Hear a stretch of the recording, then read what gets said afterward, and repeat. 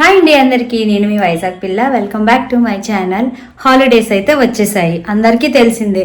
ఇంకా పిల్లలు అల్లరి గోల ఇంకా ఇంట్లో ఉన్నదే, ఎందుకంటే స్కూల్కి వెళ్ళరు, లేట్గా లెగుస్తారు, లేజీగా ఉంటారు. అవన్నీ మనం అలవాటు చేయడం బట్టే. ఎందుకంటే స్కూల్ ఉన్నప్పుడు మనము హరియప్ అని చెప్పేసి స్పీడ్గా చేయండి, లేవండి, స్కూల్కి టైం అవుతుంది, ఇది చేయండి అది చేయండి అని మనం గాబరా పడతాం.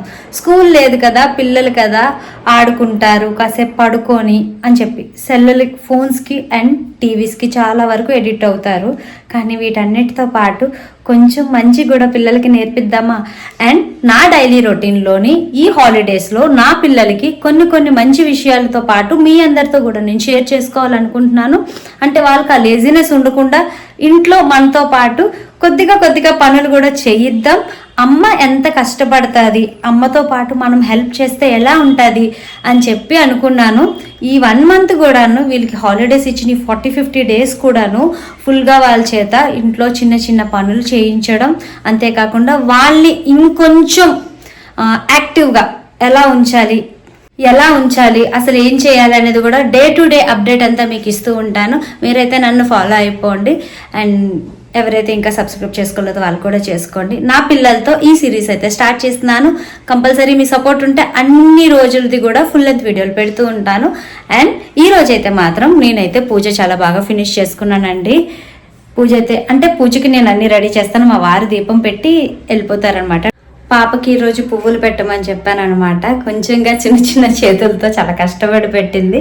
అంటే ఒక్కొక్క పని ఆ గ్యాప్లో బాబు అయితే ఇవాళ టిఫిన్ రెడీ చేయడానికి అవ్వలేదు. ఫస్ట్ డే కదా, అందుకే కొంచెం ఫస్ట్ డే కదా ఇవాళ లీవ్స్కి అని చెప్పి సెలవులకి ఈ ఒక్క రోజుకి మాత్రం వీళ్ళని 8:30కి లేపానండి. రేపటి నుంచి ఇంకా 5:30కే లేపుతాను. ఈ ఒక్కరోజు అని చెప్పేసి వదిలేశాను. కానీ డే మొత్తంలో ఏదో ఒక టైంలో ఒక గంట పిల్లల చేత భగవద్గీత చదివించండి.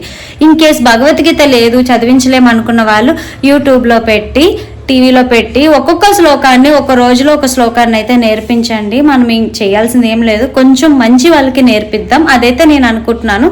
అందుకోసమని ఈ రోజైతే పిల్లలకి నేను భగవద్గీత ఇచ్చాను. వాళ్ళకైతే 8 శ్లోకాస్ అయితే వచ్చండి.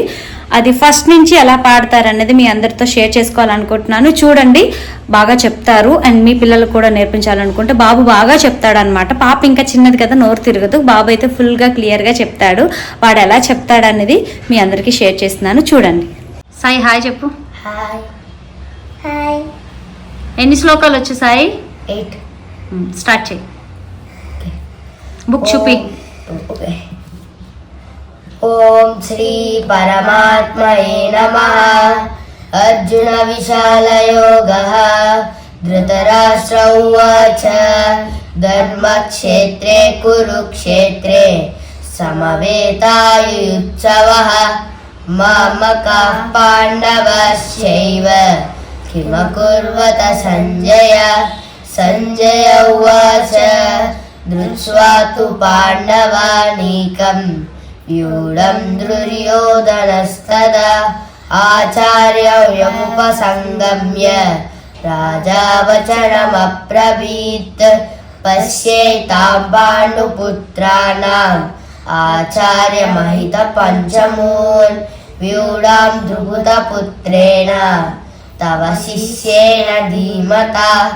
అత్ర శూరా మహేశ్వాస భీమార్జున సమాయుధి. యుయుధానో విరాటక్ష ద్రుపదచ్చ మారహతః. దృష్టకేతుశ్చేకితానః కాశీరాజస్య వీర్యవాన్. పురుజిత్ కుంతిభోజస్య శైవ్యస్య నరపుంగవః. యుధామన్యస్య విక్రాంతః ఉత్తమౌజాస్య వీర్యవాన్. సౌభద్రో ద్రౌపదేయాస్య సంఖ్యాతం తామ్రవీవితే. ఫినిషా? అస్మాన్ కంతో విశిష్టాయే తాని బోధద్విజోత్వమా. నాయకా మామ సైన్యస్య సంఖ్యాతం తామ్రవీవితే. భవాన్ భీష్మస్య కర్ణస్య కృపస్య సమతింజయః. యశ్వత్థామా వికర్ణస్య సౌమదత్తిష్టతైవ చ. యా అయిపోయావా? ఎన్ని శ్లోకాలు చెప్పావు మొత్తం? 8 ఫినిష్ అయిపోయా. హర్ష నీకు ఎన్ని వచ్చు? 7. 7 చెప్పేసావా?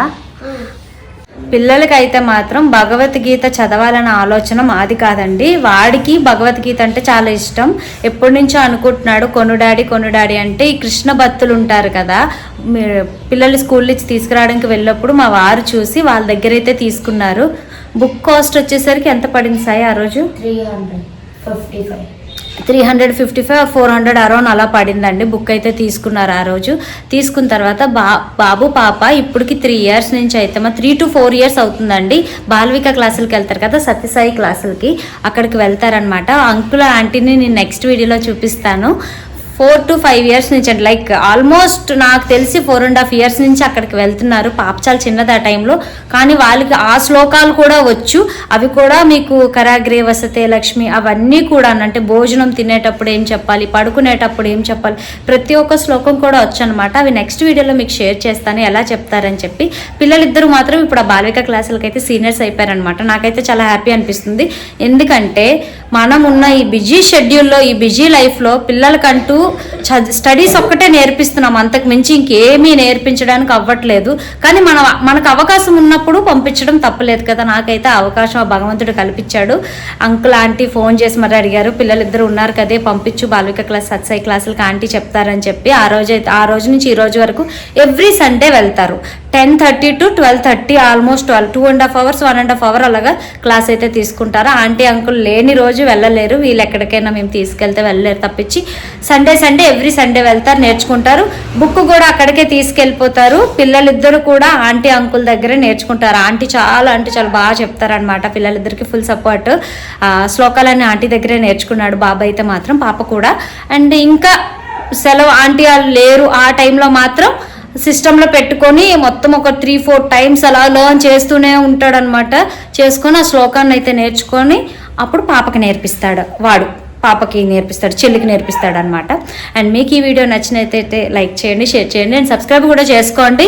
ఇంకా నెక్స్ట్ వీడియో రేపటి నుంచి ఫుల్ లెంత్ వీడియోలు పెడుతూ ఉంటాను. పిల్లల్ని ఎలా లేజీగా ఉంచకూడదు అనే విషయాన్ని, మీకు మా బాబు ఎలా శ్లోకాలు చెప్పాడో, మా పాప ఎలా చెప్పింది అనేది కామెంట్ చేయండి. నేను మీ వైజాగ్ పిల్ల.